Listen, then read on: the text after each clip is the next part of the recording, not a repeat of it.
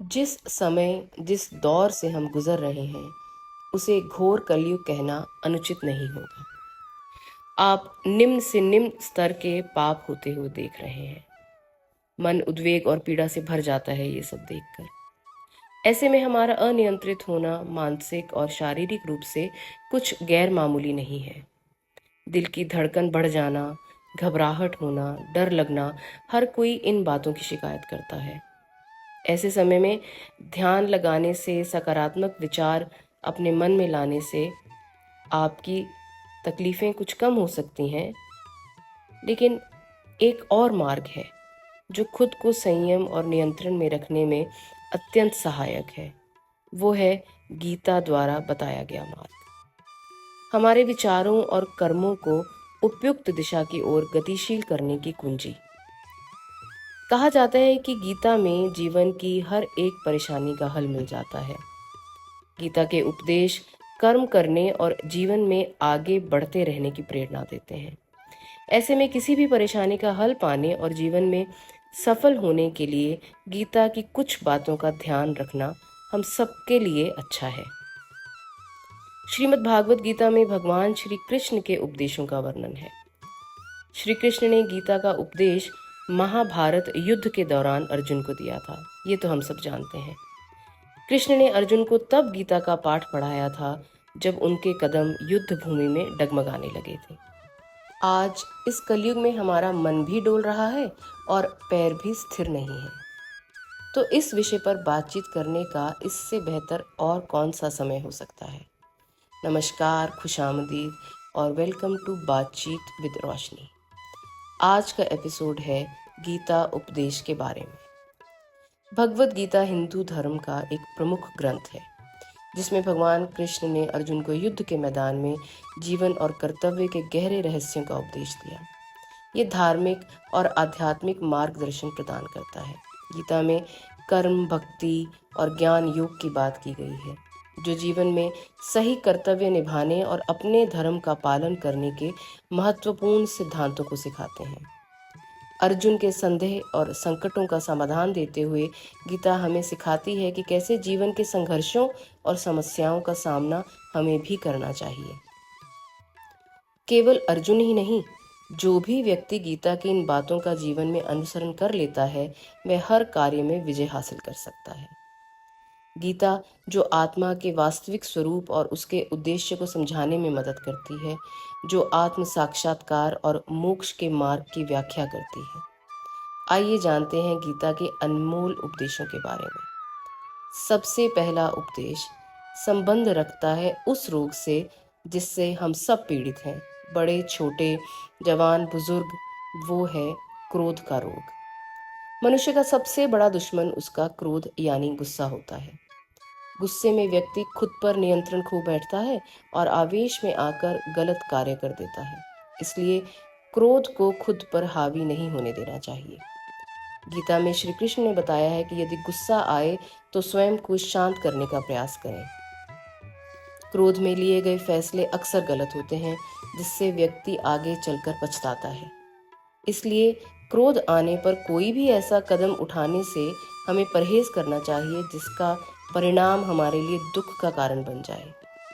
क्योंकि गुस्से में मनुष्य की बुद्धि काम करना बंद कर देती है और वह समझ ही नहीं पाता कि वह क्या कर रहा है। ऐसे में वह अपनी खुद की हानि कर लेता है और दूसरों की भी। इसलिए अपने गुस्से पर नियंत्रण रखना बहुत जरूरी है। दूसरा उपदेश कहता है मन पर नियंत्रण रखो। बिना पतवार की नाव डोलती रहती है पानी की लहरों पर। लहर ऊपर तो नाव ऊपर, लहर नीचे तो नाव नीचे। उलटने और डूबने में भी ऐसी नाव को कोई समय नहीं लगता। ये नाव हमारे मन का ही प्रतीक है। श्री कृष्ण कहते हैं कि कई बार हमारा मन ही हमारे समस्त दुखों का कारण बन जाता है। इसलिए अपने मन को नियंत्रण में रखना बहुत जरूरी है। जिस व्यक्ति ने अपने मन पर काबू पा लिया वह मन में उत्पन्न होने वाली बेकार की चिंताओं और इच्छाओं से भी दूर रहता है। ये तो सर्व ज्ञात है कि मन बहुत चंचल होता है। मन की गति सबसे तेज है, बिजली से भी तेज। एक विचार, एक भावना से दूसरी पर कूदने में इसको पल भर भी नहीं लगता। और यही हमारे दुखों का कारण बनता है। जिसने अपने मन की गतिविधियों को समझ लिया, वो सफलता की राह पर चल पड़ता है। ऐसा व्यक्ति सिर्फ अपने कर्म पर केंद्रित रहता है और लक्ष्य को हासिल करने में उसे कुछ भी नहीं रोक सकता। कर्म करें, फल की इच्छा ना करें। ये वाक्य तो हम सब ने सुना है, और एक बार नहीं, अनगिनत मौकों पर। किसी न किसी संदर्भ में कोई ना कोई हमें ये याद दिलाता ही रहता है। ये है गीता का तीसरा उपदेश। कुरुक्षेत्र में युद्ध के दौरान अर्जुन के विचलित हो जाने पर कृष्ण ने कहा था कि हर मनुष्य को कर्म करना चाहिए, फल की इच्छा नहीं करनी चाहिए।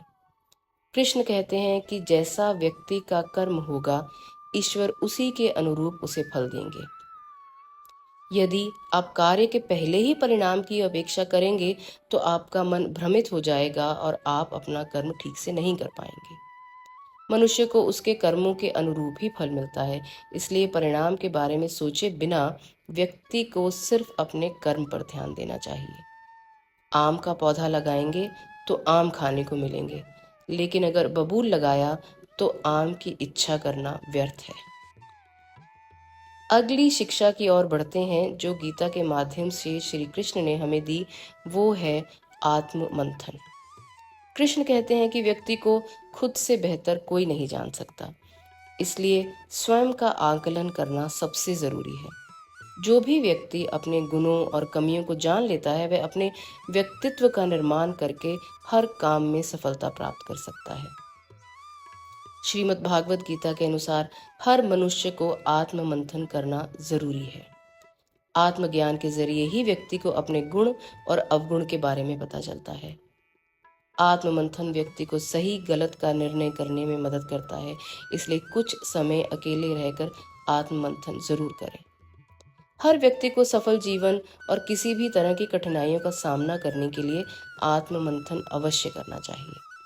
आत्मज्ञान से व्यक्ति अपने अंदर के अज्ञान को समाप्त कर सकता है, साथ ही सही और गलत की भी पहचान करना आसान हो जाता है। और पांचवा उपदेश जो इन चारों को सार्थक बनाता है, वो है कि इन चारों का अभ्यास करते जाएं। गीता में भगवान कृष्ण अर्जुन को उपदेश देते हुए कहते हैं कि मनुष्य को सदैव अभ्यास करते रहना चाहिए। अभ्यास करने से मनुष्य का जीवन आसान हो जाता है। ऐसे में यदि किसी व्यक्ति का मन अशांत है, क्रोधाग्नि भड़क रही है, तो उसे नियंत्रित करने का अभ्यास ही सबसे अच्छा मार्ग है। नेकी कर, दरिया में डाल। अपना कर्म सच्चे मन से करते जाएं, बिना फल की चिंता किए। अपने अंदर झांक कर देखते रहिए। कर्मों को सद्कर्म बनाने के लिए ये एक बड़ा ही सरल उपाय है। गीता की शिक्षाएं आज के जीवन में भी प्रासंगिक हैं। ये हमें मानसिक शांति, धैर्य और संतुलन बनाए रखने की विधियां सिखाती हैं। इन सभी कारणों से भगवत गीता का उपदेश न केवल हिंदू धर्म के अनुयायियों के लिए, बल्कि सभी मनुष्यों के लिए महत्वपूर्ण और अर्थपूर्ण है। और चलते चलते आपको ये भी बता देती हूँ कि ये विषय मैंने क्यों चुना। अगर आपने भी ध्यान दिया हो तो आजकल आपको ट्रैफिक सिग्नल पर या किसी मार्केट में कई जगह कुछ विदेशी मूल के लोग भागवत गीता की किताबें लेकर गीता ज्ञान बांटते हुए दिखेंगे। जब मैंने ये देखा तो मन भर आया ये सोचकर कि भारतीय संस्कृति हर धर्म और हर मूल के लोगों का उद्धार कर रही है। बस तब लगा कि एक बार फिर से हम भी दोहरा लेते हैं इस निर्वाण की कुंजी को। उम्मीद करती हूँ कि आपको भी ये एपिसोड कुछ लाभ दे, जैसे कि इसको लिखने और अपने श्रोताओं से बांटने में मुझे प्राप्त हुआ। आज की बातचीत अब यहीं समाप्त करते हैं। मैं आपकी दोस्त रोशनी अब आपसे विदा लेती हूँ, इस आशा के साथ कि गीता का ये उपदेश हमारे जीवन की नैया को भवसागर से पार लगाने में मदद करे। फिर मिलेंगे जल्द ही एक नई कड़ी के साथ बातचीत विद रोशनी के मंच पर। तब तक जुड़े रहिए। और हमसे जुड़े रहने के लिए आपको क्या करना होगा, आप जिस भी प्लेटफॉर्म पे हमें सुन रहे हैं, उस प्लेटफॉर्म पर हमें लाइक और सब्सक्राइब या फॉलो करना ना भूलें। और एक और ज़रूरी छोटी सी बात, अगर आपने जो समय मेरे साथ बिताया वो सुखद था, तो उस अनुभूति को आप जिनसे प्यार करते हैं उनसे शेयर करना ना भूलें। तो एक हल्का सा प्रेस कर दें आप शेयर के बटन पर। शुक्रिया।